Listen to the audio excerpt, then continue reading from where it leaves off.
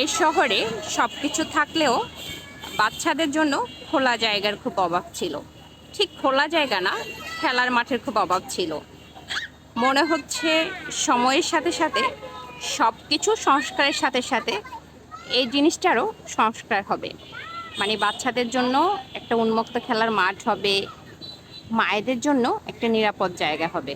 মায়েদের জন্য নিরাপদ জায়গা বলতে যেটা বোঝাচ্ছি, অ্যাকচুয়ালি মায়েদেরও তো নিরাপত্তা জায়গা আছে, যেখানে বাচ্চাদেরকে খেলতে নিয়ে গেলে মায়েরাও ইফটিজিংয়ের শিকার হবেন না।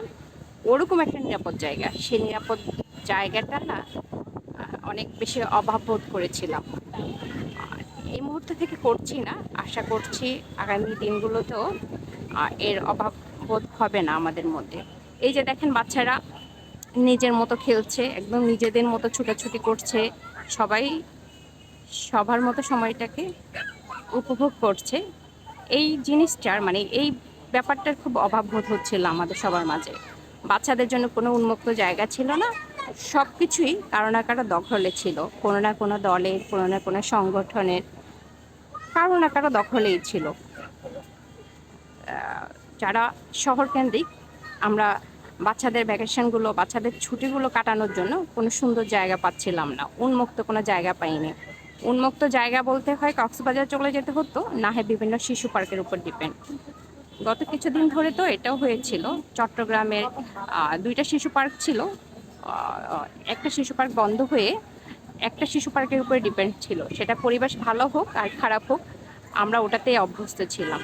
তবে ইনশাল্লাহ আশা করছি, যেহেতু আমাদের ছাত্র জনতা, সাধারণ মানুষ মিলে দেশ সংস্কারের একটা মহা উদ্যোগ হাতে নিয়েছে, সেটার প্রতিফল আমরা আমাদের সন্তানরা পাবো। আমরাও একটা সময়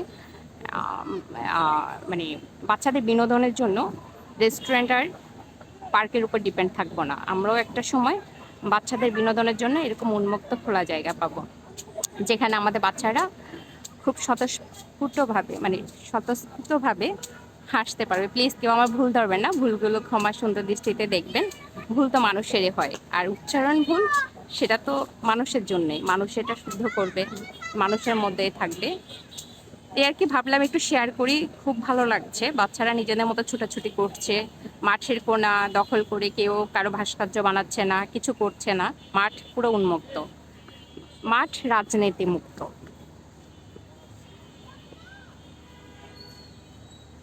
আর আমি যেখান থেকে ভিডিওটা করছি, এটা কারা কারা চিনেন, কে কে চিনেন, যদি সম্ভব হয়ে থাকে, যদি সুযোগ হয়ে থাকে, প্লিজ জানাবেন কে কোথা থেকে দেখছেন এবং এই